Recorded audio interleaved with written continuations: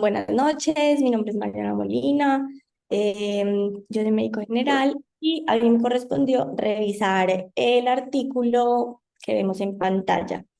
Es un club de revistas sobre el TICAR, sobre la técnica quirúrgica, y pues vamos a comenzar. Ay. Bueno, entonces como introducción nace la pregunta de, bueno, ¿por qué no la endarterectomía? Si siempre ha sido el gold standard, si es la que tiene mejores resultados. Entonces, pues no, primero requiere anestesia general y bueno, hay pacientes que no van a tolerar la anestesia general.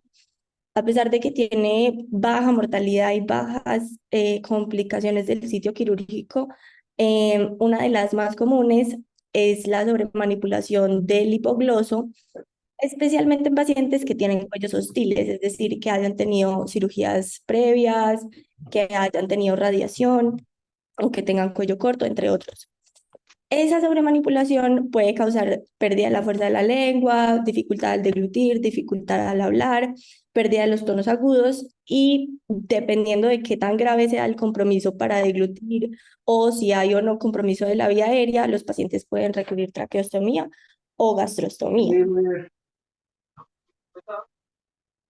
Bueno, entonces, dado que tenemos la opción del stent transfemoral, entonces, ¿por qué no le ponemos stent a todos? Si este se puede hacer con sedación, es menos invasivo y bueno, pues no tenemos riesgo de lesionar ningún nervio porque es todo endovascular. Entonces, resulta que en el 2010 salió un clinical trial que se llama el CREST Trial. Ay. Este demostró que el subgrupo que se sometía a este transfemoral tenía más riesgo de ACV que el grupo de la endarterectomía.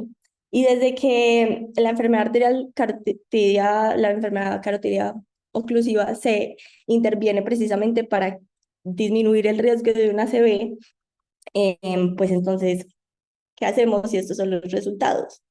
¿Qué hacemos con esos pacientes que no se pueden someter a una endarterectomía, que tienen cuello hostil o que no soportan la anestesia general? Entonces, eh, el artículo en el que yo me basé nos muestra también estos resultados. Este es un estudio del 2013 donde el 85% de los pacientes se sometió a endarterectomía y el 15% a stent transfemoral. También se demostró que el grupo del stent transfemoral tenía más ACV en el posoperatorio y más muerte en el posoperatorio. Entonces, digamos, ¿qué técnica podemos ofrecer que iguale los resultados de la endarterectomía para esos pacientes que no pueden someterse a una endarterectomía? Entonces, el TICAR es la técnica en la que vamos a hablar hoy, es la técnica que revisa mi artículo, pero la pregunta va a ser como, ¿el TICAR va a igualar la eficiencia de disminuir el riesgo de ACV? ¿Va a igualar los resultados de la endarterectomía? No sabemos. Entonces, para eso estamos haciendo esta charla. Entonces, ¿qué es el TICAR? El TICAR es la inserción de un stent carotidio mediante acceso directo a la carótida común. Es decir, que mientras la endarterectomía es una cirugía completamente abierta, invasiva, y el transfemoral es un procedimiento endovascular que incluso en otros países es realizado por hemodinamistas, radiólogos intervencionistas, este es una mezcla entre ambos. Entonces, hay un acceso directo a la carótida y para esto hay que disecar eh, la carótida y se hace una inserción directamente a la carótida común para desplegar el stent en la carótida interna. Entonces, ventajas. Listo. El transfemoral empieza desde mucho más abajo, entonces tiene que hacer un recorrido mucho más largo para llegar a la carótida, especialmente pues a la derecha.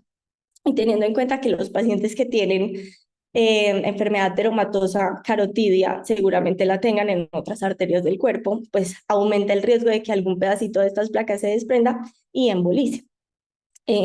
Adicionalmente, pues tienen menos riesgo de lesión del nervio craneal, pues porque la incisión es mucho más pequeña, es mucho más abajo y pues tiene menos tiempo quirúrgico. Creo que son como alrededor de 45 minutos, pues lo estimado.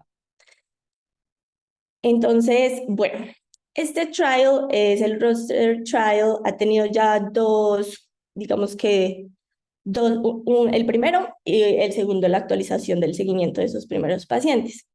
Estos fueron pacientes que se sometieron a TICAR, eran pacientes de alto riesgo de endarterectomía, entonces aquellos con una estenosis, ellos tomaron como criterios unos pacientes con una estenosis asintomática del 70% o pacientes con estenosis sintomáticas del 50%. Y en ese estudio, eh, lo que más llama la atención es que el 36% de los pacientes que se sometieron a TICAR y que tenían antecedente de disecciones previas en el cuello o de radiación o de ambos, tuvieron, aún así, hubo mucho menos lesión de par craneal que en la endarterectomía, aún teniendo esas condiciones de cuello hostil. Entonces, vamos a empezar a describir la técnica quirúrgica, el paso a paso. Y otra de las preguntas es por qué es tan innovadora esta técnica y es porque se emplea un sistema de flujo retrógrado. ¿Esto qué significa? Usualmente, pues normalmente el flujo anterógrado pues va del corazón al cerebro, ¿cierto? Y las venas de la periferia al corazón. Entonces, lo que crea este sistema es que va a conectar la carótida con la vena femoral. Y pues la diferencia de presiones de arterial a venoso va a crear que la sangre que está en la carótida se vaya hacia la femoral. ¿Eso qué significa? Que entonces en el momento de la manipulación quirúrgica, si hay si se suelta cualquier pedacito o segmento de placa de ateroma, en vez de embolizar hacia la carótida interna, que es hacia el cerebro, va a pasar al sistema de flujo retrógrado que se llama sistema en route. En la mitad, donde está el control de high flow, low flow y el stop, ahí también hay un filtro. Entonces, además, ese filtro va a coger esos pequeños pedacitos que pueden o no soltarse durante la manipulación. Esto, ¿por qué es una ventaja sobre el transfemoral? Porque el transfemoral, primero, tiene que subir un montón para poder llegar. Y además, su técnica de neuroprotección para prevenir fenómenos embólicos es mediante un filtro distal, la clásica. Creo que Andrea va a indagar más sobre esto ahorita. Pero entonces, tiene más riesgo de embolizar. Entonces, bueno, para comenzar, hay que preparar el paciente. Se puede hacer bajo anestesia local o anestesia general. Se recomienda que se tome una línea arterial porque vamos a necesitar unas metas de presión arterial específicas para el TICAR, y esto puede hacer que necesitemos uso profiláctico de vasopresores. Entonces, ¿qué se necesita? Que el diámetro de la carótida común deba ser al menos de 6 centímetros o mayor o igual a 6 milímetros, perdón. Y que la distancia desde la clavícula hasta la bifurcación sea mayor o igual a 5 milímetros. Entonces, si hay disponible, pues usualmente en donde se está haciendo un TICAR hay ecógrafo. Entonces, se hace marcación del sitio quirúrgico guiada por ecografía y preparamos pues los dispositivos, se purgan los dispositivos con solución salina heparinizada y usualmente se prefiere tomar primero el acceso venoso y se prefiere desde el lado contralateral de la carótida que vamos a intervenir. Entonces, bueno, lo primero es la exposición de la carótida común. Esta se hace mediante una incisión longitudinal o transversa de 2 a 4 centímetros. Entonces, las referencias anatómicas que hay que tomar en cuenta van a ser un triángulo en el triángulo posterior del cuello, pero este es otro adentro de ese triángulo, entre la cabeza clavicular y esternal del esternocleidomastoideo y la clavícula. Por este triángulo va a pasar la carótida común y la yugular interna hacia lateral. Entonces, más o menos a nivel de C6 va a estar la carótida común y por delante se le va a cruzar el homoioideo, que es más o menos a nivel del cartílago cricoides. Más arriba, a nivel más o menos usualmente de C4 o del cartílago cricotiroides, va a estar la bifurcación. Entonces, consideraciones para tener en cuenta. La carótida derecha va a ser más corta porque sale por propia brachiocefálica. En cambio, la izquierda, como es la segunda rama del arco, va a tener una parte torácica y luego una parte cervical. Entonces, esta por ende va a ser más larga. Adicionalmente, hay que tener cuidado porque hacia medial está el laringio recurrente y hacia lateral está el vago posterior. Entonces, aquí está la incisión que es transversa. La línea punteada es la incisión longitudinal y aquí está la transversa que es más estética porque va con las líneas de la disposición del colágeno de la piel y pues digamos que no se nota casi nada. En el momento en el que se va a hacer la incisión, donde ya se está disecando por planos, es el momento de parenizar el paciente. Listo, entonces para tomar el acceso carotidio, ya tenemos el acceso venoso, se va a retraer la yugular hacia lateral y se va a disecar un segmento de más o menos 3 a 4 centímetros de la carótida común. Se va a disecar de forma circunferencial, se pasa un Bessel loop y se repara. Luego, sobre la arteria, este puntico que vemos acá en la imagen es un puntico como con un marcador quirúrgico. Marcamos el sitio de inserción y aquí también el cirujano está tomando un punto en U que vamos a dejar reparado para el final. Luego de esto se va a puncionar ahí donde ya habíamos marcado, se pasa la guía de 0,35 y se avanza solamente 2 a 3 centímetros y ya se retira la aguja. Luego se avanza el microcatéter y se avanza la guía hasta la bifurcación. Luego tomamos una angiografía para ver pues cómo está la anatomía, cuál es el segmento más comprometido de la carótida interna, si hay compromiso de la bifurcación, si hay compromiso de la externa, etcétera. La primera foto. Luego se va a cambiar el microcatéter por el sistema EnRoute. Este es el del flujo retrógrado. Y se va a fijar el sistema EnRoute a la piel del paciente pues para que no se nos vaya a mover ni a salir. Aquí están metiendo la aguja. Acá está el paciente pasando el microcatéter que viene marcadito con creo que 3 y 5 centímetros y ya acá lo cambiaron por el EnRoute y ya lo fijaron acá. Ahí está como el retractor y ahí apuntaron a la piel del paciente para que no se nos mueva. Y en esta fotico ya se ve cómo se avanzó la guía hasta la bifurcación y ahí se ve el pedacito de carótida interna que tiene la placa. Listo, entonces, ¿cómo iniciamos el flujo retrógrado? Entonces, hay que ocluir el inflow de la carótida común, entonces hay que o clampearla con un clamp que sea muy delicado, traumático, o con un torniquete y un Bessel loop, eso es un torniquete Rummel, si no estoy mal. Entonces, bueno, ya una vez tengamos clampeado, ya podemos conectar el cabo del EnRoute arterial con el venoso y poner el sistema. Recordemos que ahí en la mitad está el filtro, entonces ya la sangre va a fluir de la carótida común hacia la femoral y la otra carótida nos va a dar la colateralidad para mantener la perfusión cerebral. Entonces en este momento hay que hacer una lista de chequeo. Preparamos todos los instrumentos que vamos a usar, el balón, el stent, el catéter, que es otro que hay que cambiarlo para subir el stent. Bueno, anestesia. Metas de presión arterial sistólica en 140 y 160 para que el sistema de flujo retrógrado funcione bien. La frecuencia cardíaca debe ser igual o mayor al 70%, a menos que estén con beta bloqueador o que tengan marcapasos. Y el activated coagulation time debe ser mayor o igual a 250 segundos. Para esto fue que parinizamos al paciente desde la incisión. Y tener los vasopresores a la mano. Bueno, C, de clampear y confirmar el control del flujo, no, cambiar el control del flujo, el control del EnRoute a high flow. Y luego vamos a evaluar si el flujo retrógrado, si está ocurriendo, o sea, si la sangre, si está yendo hacia atrás. Entonces ahí se hace como un barridito con solución salina parinizada y si vemos que pasa en dirección a la vena, listo, estamos en flujo retrógrado. También se puede ver por la angiografía. Listo, entonces el momento del procedimiento ya llegó.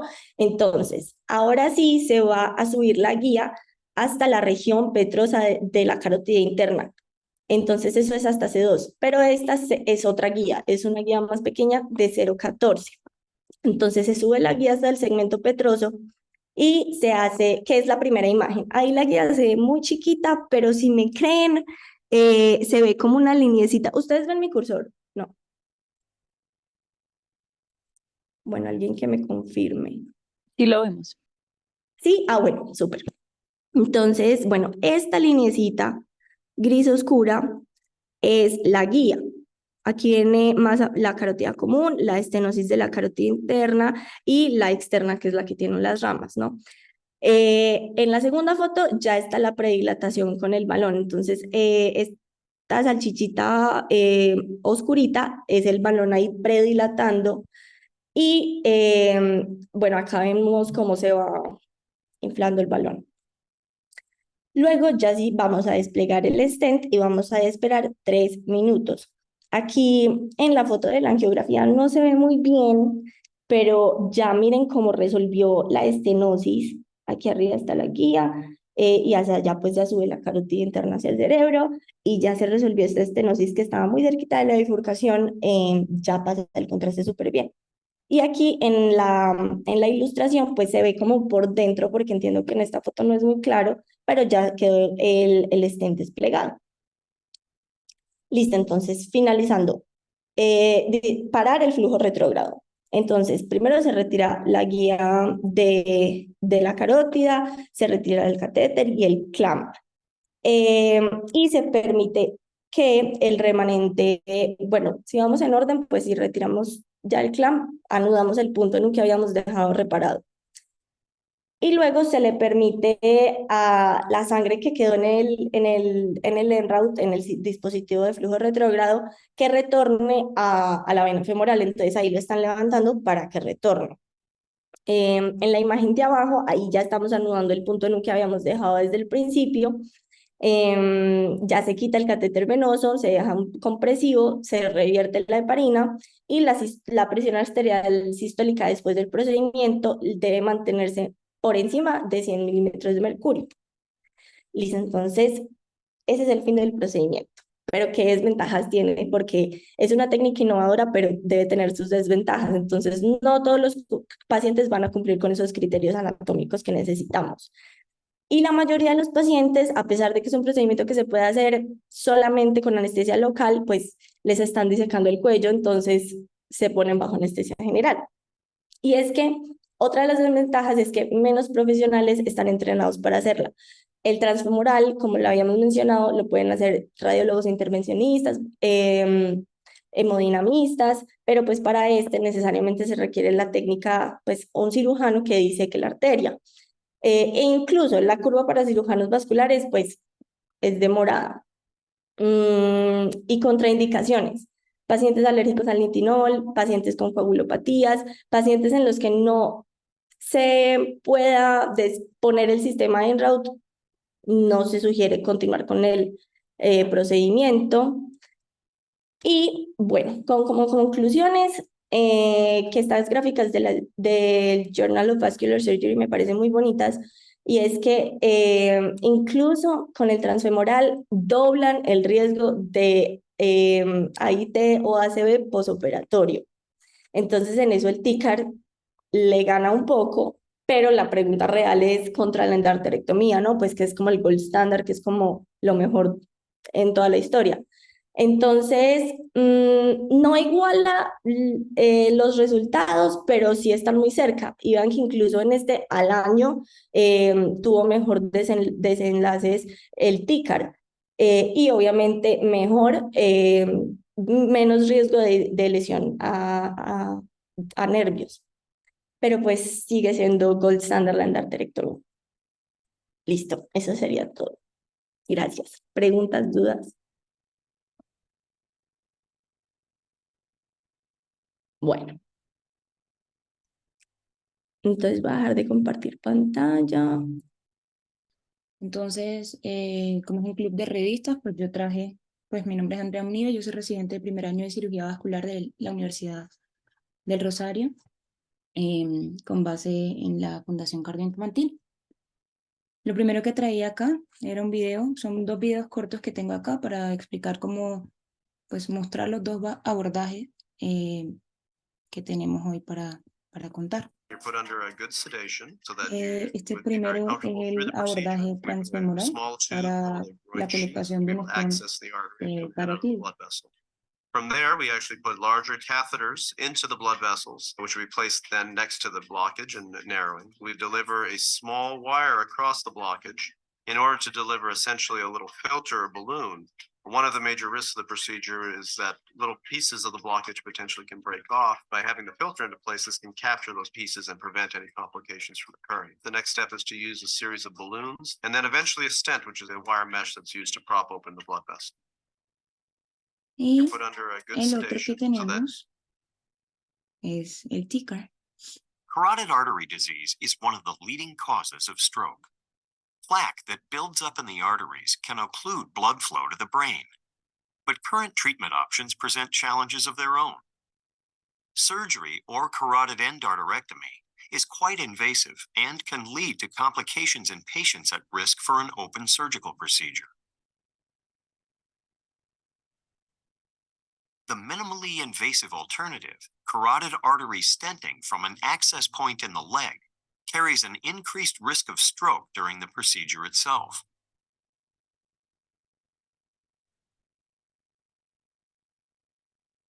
The TCAR procedure, transcarotid artery revascularization from Silk Road Medical, offers a clinically proven, minimally invasive alternative to surgery.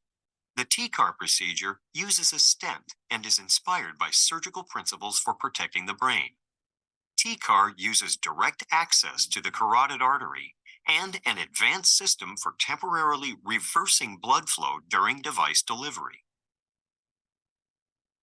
The TCAR procedure begins with a small incision just above the collarbone to expose the carotid artery. A vessel loop is placed to control the artery during the procedure, and a suture is placed for easy closure of the puncture site at the end of the case. A specialized sheath is placed through a small puncture in the common carotid artery. This sheath will be used to deliver a stent, but first it will temporarily reverse blood flow in the artery. Flow reversal keeps debris moving away from the brain, protecting it from dangerous emboli. The sheath is connected to a circuit outside the body that directs the blood flow into the femoral vein. The connection between the high-pressure arterial system in the brain and the low-pressure vein in the leg creates a pressure gradient, causing blood to move backwards in the carotid artery. Clinical studies have shown this temporary redirection of blood flow is not problematic because the brain is fed by multiple arteries, which maintains cerebral blood flow throughout the procedure. Eso más o menos es pues lo que voy a hablar el día de hoy. Carotid artery disease is el artículo que traje el día de hoy, este es el nombre, que es el rol del stent carotídeo por acceso transfemoral con balón de oclusión proximal como método de protección pues embólica en el manejo ahorita actual endovascular de la estenosis carotídea. Tenemos que saber que este artículo es un artículo que fue desarrollado en Estados Unidos por varias divisiones de servicios de cirugía vascular. Es un artículo que incluyó 23.232 pacientes que fueron llevados a la colocación de stent carotídeos. ¿Qué pasa? Estos pacientes se dividieron, o esta población se dividió en 3 grupos. Un primer grupo que fue llevado al abordaje transfemoral para la colocación del stent carotídeo. Sin embargo, este se hizo con uno de los métodos de prevención de émbolos que se tocó en este artículo, que fue el balón de oclusión proximal. El otro se llevó por la misma forma de abordaje, la transfemoral. Sin embargo, se puso un dispositivo de protección distal para prevenir los émbolos. Y el otro grupo sí se le aplicó el TCAR, que es el abordaje directo de la carótida común, y se colocó pues el dispositivo del que habló Mariana, que es un dispositivo creado pues para facilitar o disminuir también la propagación embólica propia que pueden tener estas placas carotídeas, que se llama Lenroot. Del grupo de pacientes que fueron llevados a la colocación del stent a través de la vía transfemoral, bueno, me faltó decir que este fue un estudio retrospectivo de propensión, fue desarrollado desde el 2005 hasta el 2019, como lo dije, en los hospitales, en varias divisiones de cirugía vascular de los hospitales de varios departamentos de cirugía vascular de Estados Unidos, y como lo dije, fue un estudio de propensión. Entonces se sacaron o se aparearon los distintos tipos de pacientes y se obtuvieron dos grupos. Un primer grupo que tuvo 463 pares de pacientes que comparaban la técnica de abordaje transfemoral, sin embargo, mirando los dos tipos de prevención de émbolos, que es el balón de oclusión proximal y la protección distal. Y el otro grupo pareado fue el de 357 pacientes que fueron llevados al stent a través de la vía transfemoral con balón de oclusión proximal versus el TICAR pues con el dispositivo de flujo reverso. ¿Qué pasa? En este estudio fueron definidos a los pacientes como alto riesgo médico que tuvieran enfermedad carotidia, los pacientes que fueran mayores de 75 años, que tuvieran una falla cardíaca con una fracción de eyección menor del 30% o tuvieran una clase funcional NIHA 3 o 4, que tuvieran angina inestable, que hubiesen tenido un infarto agudo del miocardio dentro de las últimas 6 semanas o que tuvieran enfermedad pulmonar severa. Los pacientes con alto riesgo anatómico dentro de este estudio eran pacientes que habían sido sometidos a una endarterectomía carotídea previa, que tuvieran una oclusión carotídea interna contralateral, que tuvieran parálisis del nervio laríngeo, una lesión carotídea alta a nivel o por encima de C2, una lesión infraclavicular, que hayan recibido o están en tratamiento con radiación o cirugía de cuello previa, o que tuviesen inmovilidad cervical. ¿Cuáles fueron los métodos utilizados en este estudio? Entonces, aquí lo que utilizaron primariamente, pues tuvo un desenlace primario y un desenlace secundario. Dentro del desenlace primario, en este estudio se quiso evaluar el ACV y la muerte de estos pacientes en estos dos cortes pareadas, y como desenlaces secundarios individuales evaluaron el riesgo de ACV, el riesgo de muerte, el riesgo de AIT y el riesgo de infarto agudo del miocardio. ¿Cuál era el objetivo de este estudio?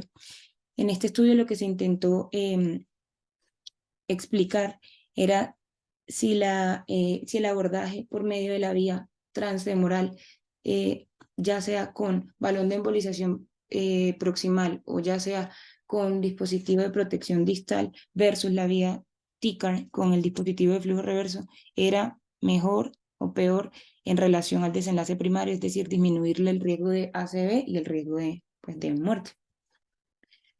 Aquí, en estas dos tablas, lo que tenemos son las variables que fueron incluidas dentro de este estudio. En esta primera tabla, la primera que ven a mano izquierda y a mano derecha es la misma tabla, sin embargo está dividida en dos. En esta tabla lo que podemos ver es el grupo inicialmente de los pacientes que fueron llevados a abordaje transfemoral con los dos sistemas de protección distal, del sistema de protección embólico establecidos, que fue el balón de oclusión proximal y el sistema de oclusión distal. En esta tabla lo único que quería mencionar es que los desenlaces de enfermedad coronaria, que era definida como cualquier paciente que tuviese o haya tenido una historia de infarto agudo miocardio, que haya tenido angina estable o inestable, pacientes con una tasa de filtración menor a 60 mililitros minuto, o que estuviesen en medicación previo al procedimiento, y esto lo definían ellos como pacientes que hubiesen tomado 36 horas antes del procedimiento cualquier tipo de medicación, o que estuviesen anticoagulados, y anticoagulados los definían en este estudio como pacientes que durante el último mes pues hubieran estado recibiendo manejo con cualquier tipo de anticoagulante. ¿Qué ven en estas tablas? Hallazgos importantes de que con el abordaje transfemoral con balón de oclusión proximal tenían menor probabilidad de ser negros, presentaba un porcentaje de 2.9 versus un 5.5% comparado con los pacientes que fueron llevados a el mismo abordaje que fue transfemoral con protección, con dispositivo de protección distal. Esto fue significativamente estadístico, pues tenía una P de 0.06,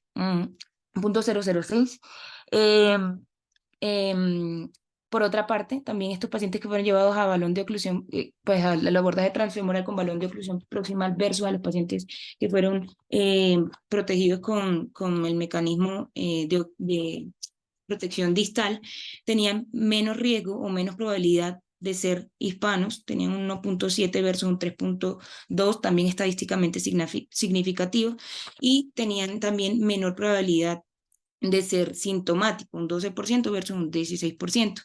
También estos pacientes mostraban menor comorbilidad, eran menos hipertensos. Todos estos hallazgos fueron aquí encontrados y eran estadísticamente significativos. Les voy a mostrar en esta tabla lo que comparan es el mismo abordaje transfemoral con balón de oclusión proximal, pero ya aquí lo comparan con el TICAR con dispositivo de flujo reverso, ¿sí? En esta tabla, como hallazgos importantes o más de relevancia, para no cargar la diapositiva, lo que mostró acá es que eran pacientes, los pacientes que se llevaron al abordaje transfemoral con balón de oclusión proximal eran más jóvenes. Los pacientes tenían entre 69.8 años versus 73 que tenían los pacientes que fueron llevados a un TICAR. Eran tratados probablemente más de forma sintomática, eran pacientes que eran sintomáticos entre un 66% versus los 54% que eran los pacientes que fueron llevados a un TICAR. Pero ¿qué pasa con estos pacientes? Estos pacientes tenían menor comorbilidad, es decir, los pacientes que eran llevados a un TICAR tenían mayor probabilidad de estar más enfermos que los pacientes que fueron llevados a un procedimiento transfemoral con balón de oclusión proximal. Aquí lo podemos ver, los porcentajes de las comorbilidades, enfermedad coronaria de un 36 versus un 51%, con una P estadísticamente significativa, falla cardíaca congestiva e hipertensión, y pues enfermedad renal crónica, que ya mencioné cómo lo definían ellos en este estudio. ¿Cuáles fueron los resultados? Acá están escritos, sin embargo aquí los tengo en las tablas. Esta es la tabla ya con los pacientes emparejados, ¿sí? Como el estudio fue un estudio de propensión que generó las dos cortes ya pareadas, pues esta es la tabla como conclusiva. Esta es la que sigue en la próxima diapositiva. Entonces acá lo que les decía, aquí comparan en la misma forma de abordaje transfemoral para la colocación del stent carotidio, sin embargo, con el balón de oclusión proximal lo comparan con el dispositivo distal, ¿sí? Que muestra en esta gráfica, en esta tabla. Entonces lo que podemos ver en esta tabla es que el desenlace primario del que les hablé en estos pacientes, que era el ACV o la muerte, sí estaba significativamente, no estaba significativamente, perdón, no mostraba una diferencia significativamente estadística en estos pacientes que fueron llevados a cualquiera de estos dos tipos de métodos de disminución de la embolización. Aquí en ACV o muerte, los pacientes que fueron llevados a al método de protección con balón de oclusión distal tenían un 3.2% versus los pacientes que fueron llevados al mismo procedimiento pero con protección distal, un 3.7%, pero como pueden ver acá, una diferencia que no era estadísticamente significativa, la P de 0.72, un RR de 0.88, sin embargo el intervalo de confianza, como pueden ver ahí en la diapositiva, de 0.45 a 1.77, lo que nos confirma que no fue estadísticamente significativo el desenlace primario en este tipo de pacientes. Desenlace secundario en estos pacientes, ACV, AIT, muerte o infarto agudo del miocardio. Entonces estos pacientes mostraban que tenían un mayor riesgo no mostraban tampoco resultados estadísticamente significativos. Si pueden ver en todos estos cuatro outcomes secundarios no eran estadísticamente significativos, el intervalo de confianza superaba el 1, todas las P no eran estadísticamente significativas, es decir, este estudio en pacientes llevados al abordaje transfemoral, ya sea por balón de oclusión, con balón de oclusión proximal o con dispositivo distal, no tenía ningún tipo de relevancia o importancia estadística para decir que uno era mejor o peor que el otro. Sin embargo, en estos pacientes, ¿qué sí se pudo concluir? Que los pacientes que fueron llevados a este procedimiento con balón de oclusión proximal tenían un mayor riesgo de presentar complicaciones hemodinámicas de tipo hipotensión, ya que si pueden ver acá en la tabla, en la parte que tengo señalada en blanco, que es la inestabilidad hemodinámica de tipo hipotensivo, veían como los pacientes que eran manejados con balón de oclusión proximal presentaban un 19% de riesgo aproximado versus los pacientes que eran manejados con dispositivo de oclusión distal que presentaran un 13.5%, con un RR de 1.46, un intervalo de confianza de 1.04 a 2.05, supera el 1, un factor de riesgo claramente significativo para estos pacientes. En esta tabla que vemos acá, comparamos otra vez los pacientes que fueron llevados al abordaje por vía transfemoral con balón de oclusión proximal. Sin embargo, aquí fueron comparados con los pacientes que fueron llevados al abordaje con TICAR, pero con dispositivo de oclusión reversa. ¿Qué pasa con estos pacientes? En estos pacientes, en el desenlace primario, como le había explicado, que era el ACV y la muerte, se asoció pues en este caso a un mayor riesgo de desenlaces primarios. Es decir, los pacientes que fueron llevados a balón de oclusión,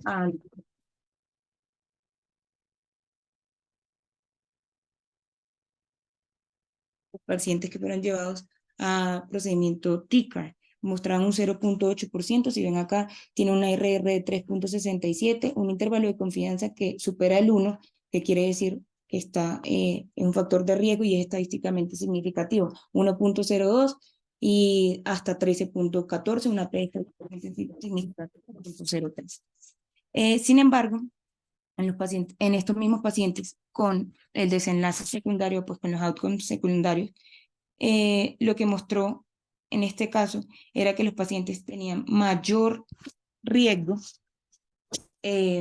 menor riesgo, perdón, con desenlace secundario hablaba que los pacientes llevados al balón de oclusión proximal versus los pacientes que se les ponía el dispositivo distal no mostraron diferencias estadísticamente significativas. Si ven en todos estos pacientes que tienen los outcomes secundarios, ninguno es estadísticamente significativo, todos superan el 1, y la P en ninguno de estos casos pues estadísticamente significativa. En este caso, lo único que podemos sacar como conclusión es que estos pacientes sí tienen un desenlace significativo, estadísticamente significativo, pero en el desenlace primario.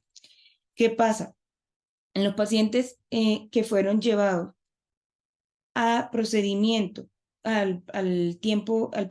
estos dos procedimientos, y se les aplicó la fluoroscopia, pues donde sí quedó de forma adecuada la colocación del stent y el material de contraste, se vio que estos pacientes tenían una P estadísticamente significativa y que los pacientes que fueron llevados a la colocación de balón de oclusión proximal tenían un mayor riesgo o minutos, pues, de estar expuesto a esta fluoroscopia, 26.7 minutos versus los pacientes que fueron llevados al TICAR que tenían 6 minutos de exposición. Y de igual forma los pacientes que fueron llevados a balón de oclusión proximal mostraban que en la cantidad o en los cc de material de contraste que se les aplicó fue mucho mayor, 58.5 menos versus 22.8% que se les aplicó a los pacientes que llevaron un TICAR, con una P estadísticamente significativa en estos pacientes. Es decir, en esta comparación únicamente estadísticamente significativa, desenlaces primarios y el tiempo de fluoroscopia y la cantidad de material de contraste que se les aplicó a este paciente. ¿Cuáles fueron las conclusiones de este estudio? Simplemente las que les hablaba ahorita. Los pacientes que fueron llevados al abordaje con balón de oclusión proximal en la vía de abordaje transfemoral, los pacientes que fueron llevados a esa misma vía con dispositivo de oclusión distal o de protección distal, tenían desenlaces similares. No hubo desenlace estadísticamente significativo en ese grupo anteriormente mencionado. Sin embargo, los pacientes que fueron llevados al abordaje transfemoral con balón de oclusión proximal mostró en este caso que no tenían no mostraban la misma el mismo grado de protección que los pacientes que fueron llevados a un TICAR, viendo que los pacientes que fueron llevados a un TICAR tenían menor riesgo de presentar el evento primario versus estos pacientes que fueron llevados a la vía de abordaje transfemoral con balón de oclusión proximal. Eso fue todo. Gracias. Muchísimas gracias, doctora Munier y también doctora Molina.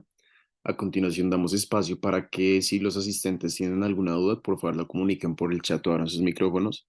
O también si el doctor Gómez que se encuentra, pues tiene algún comentario para las expositoras. No, muchachas, muy bien. Qué pena, estoy en la calle.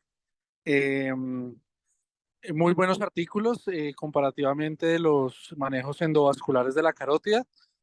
Sin embargo, como ambas mencionaron, esto está muy relegado a pacientes con ciertas características del manejo endovascular de la carótida, que son pacientes básicamente que están ocluidos del lado contralateral, que están muy enfermos, o pacientes que tienen restenosis de una endarterectomía previa.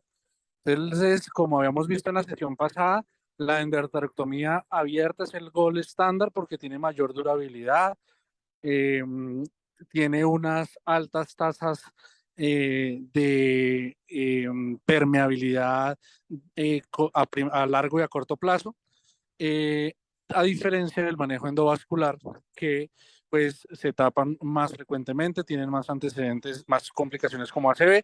La única diferencia es pues los resultados postoperatorios inmediatos, menos mortalidad inmediata y menos complicaciones relacionadas con la disección amplia de la cervicotomía. No sé si tienen preguntas. André, ¿qué aprendió? Muchas cosas, ¿sí? Pues estos dos tipos de abordaje, pues yo la verdad no los conocía. Pues había visto con ustedes la endarterectomía carotídea, en la que pues, de forma abierta había visto los shunts carotídeos, pero no había visto, pues no he visto nunca este tipo de dispositivos que mencionan acá. No sé si los tenemos acá en Colombia, si los tenemos disponibles. Y no, pues me pareció muy interesante haber aprendido, digamos, de cómo podemos evitar o cómo si hay formas de disminuir el porcentaje de complicaciones de tipo embólico principalmente, obviamente aplicado, como usted lo dice, a un grupo de pacientes con características pues establecidas previamente. Sí lo hay, pero como les digo, el gold estándar es la endarterectomía, entonces pocos grupos los hacen y en pacientes con ciertas características. Eh, entonces, lo que quiero que se lleven es que pues, la endarterectomía, a pesar de ser cirugía abierta y uno no dejarse llevar por el boom del manejo endovascular, la endarterectomía sigue siendo el gold estándar. Y en cuanto a los tipos de protección, a los tipos de acceso, pues todavía la literatura, hay diversas resultados en cuanto a mortalidad, estancia hospitalaria, posibilidades de stroke, en fin. Bueno, no sé si tienen preguntas.